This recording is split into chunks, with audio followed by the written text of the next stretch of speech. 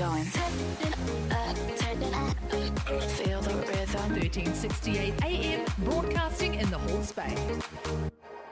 You're listening to Saturday Morning Sports with Wes. Brought to you by Speedy Signs, Kingsland. Back on the air and back in the game. Just got our new caller here, or our new guest speaker. Lindsay, how are you going? I'm going great, Wes. Lovely to be on with you. Kia ora.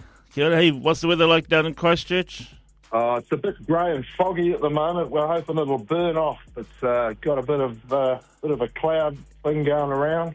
Well, where I'm sitting right now, it's looking a bit whited out, but that's okay. We'll bring on the sun. You guys better share it with us. Yeah. Hey, we've got a big game down in town this afternoon. Mate, it's a beauty. We get to share the Canterbury new stadium down here. It's one of the great things of coming to Christchurch now. We're undefeated down here. I hear you fellas are looking to support the Bay. Oh, yeah. Yeah, I heard you mention that. I thought, there's no bias. No bias at all, together. Yeah, I had Tony Alatini, his brother's Peter Alatini, and he's a bit famous. Yeah, so we weren't biased about it. A couple of South Aucklanders cheering for the closest team to them. So, yeah, I love it. We love it. I think at the end of the day, we all like the All Blacks. We like picking the best team, so the rivalry's great, You look at Canterbury, won it last year, beat Otago. That was a big season.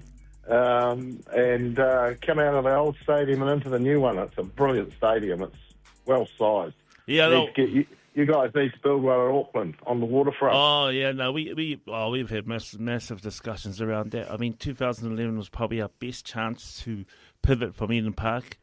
But, it didn't happen. And, Eden Park is still here, and the problems are still the same, and that's 15 years on, Yeah, you got to plan ahead. I heard what you said about the whole experience, sort of making it easy for families and, making the whole experience easy. It's the logistics, it's the arrival, it's the fun of being there. That's one of the things I love about going to a WesSA game. I mean, they know how to capture the crowd really well. It's just having the stadium to match it, isn't it?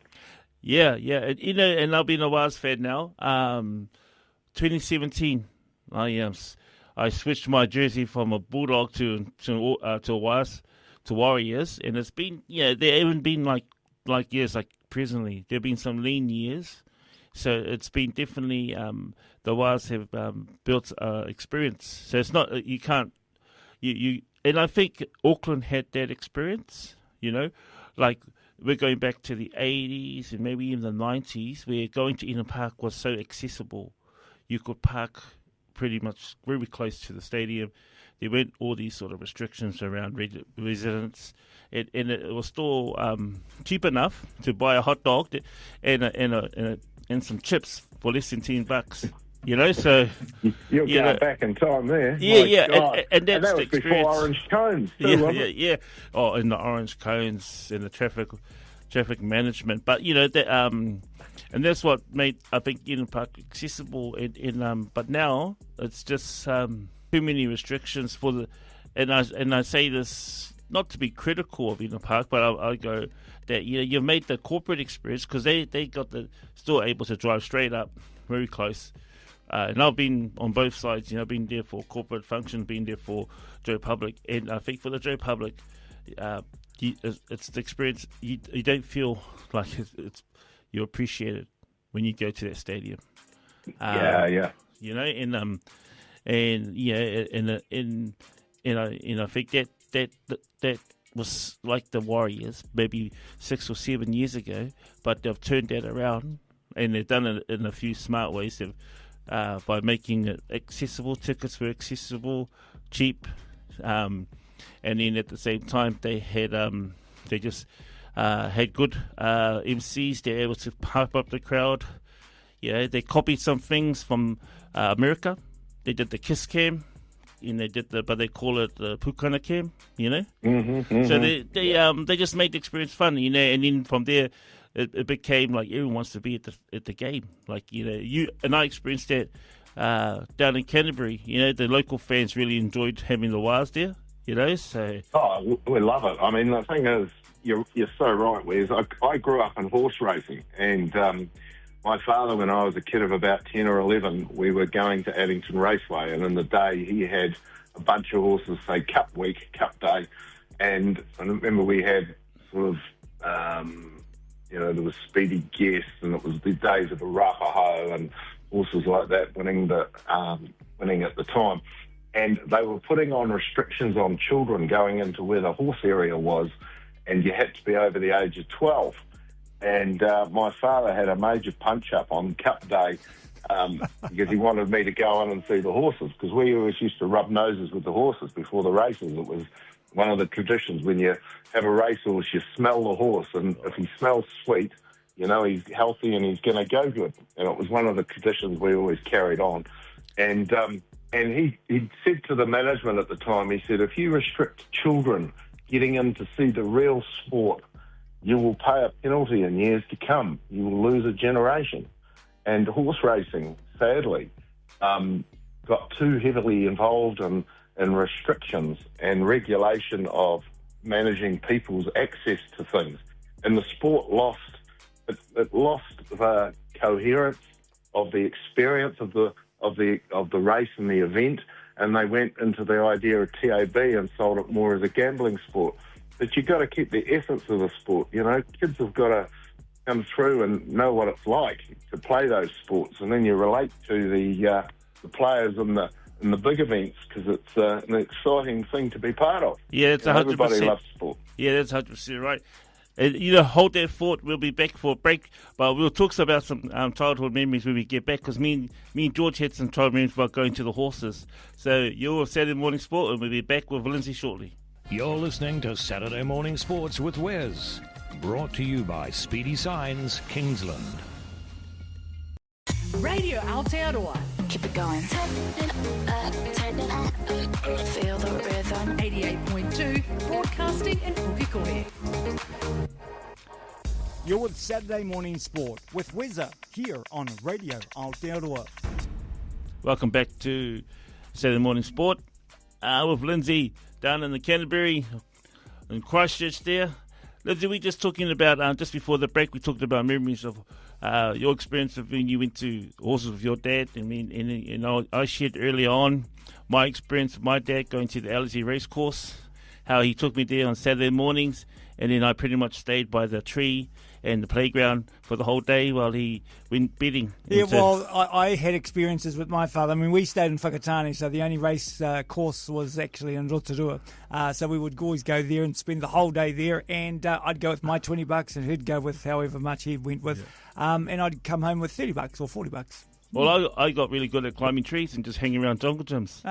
So okay. It was good memories because I made a lot of good friends at the sandpit. So, but there was some good memories at the race courses. Very, very good. It's a history. It's a history of New Zealand. The railways, all the race courses. I don't know. A lot of people possibly don't realise this. All the railways were connected to the race courses because that's how the horses used to get to the races. So, the South Island, North Island, all the race courses. That's why they. Like St Ellerslie, right in the middle of your city, was all due to rail access, before roads really became a thing. I mean, you've had some famous horses down there in the South Island. I mean, I know that my brother actually got married in Timaru at the Far Lap racecourse. Lap, my God, okay. Well, I related to Cardigan Bay. He was the first horse in the world to win $1 million, and he was from Southland.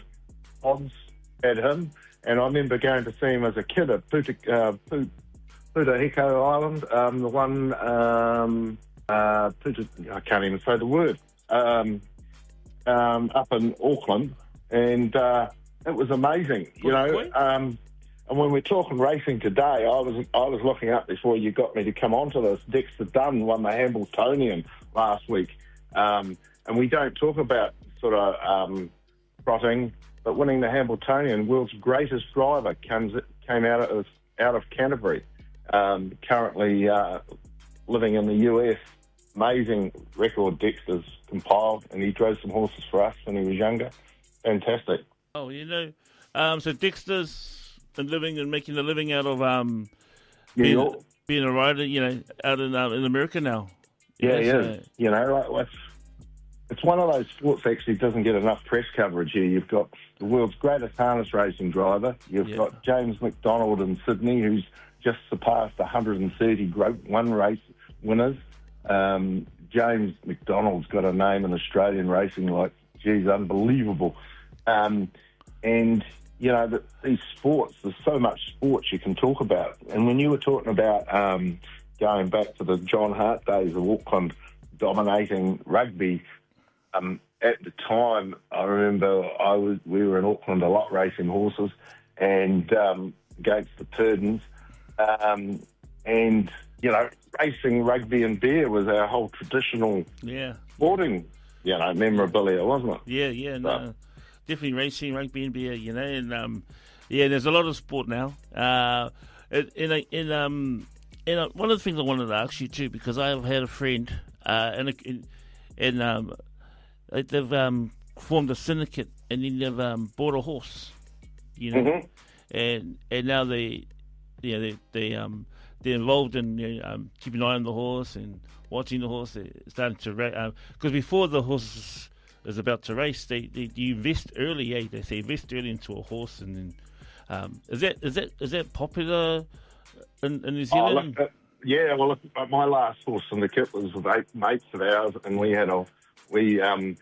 got an embryo. Basically, we started with an embryo. We'd have a party every month at each person's house, and when the bowl became kindergarten, we'd have kindergarten parties. Then we got to primary school, and we weren't worried about winning the race. By the time the Nirvana Beach syndicate, by the time Nirvana Beach hit the track, and he won his first 2 races as a 2-year-old, the thing was, it was the social networking fun of it. It was about having something to look forward to when you follow a sporting animal going into racing. It was just a fun experience. And just the experience, of doing something, investing something with a couple of mates and just seeing it grow. Yeah. Hey, that's real life stuff. Yeah, great to have you first called this morning, Lindsay. So just final thoughts before we sign off for today?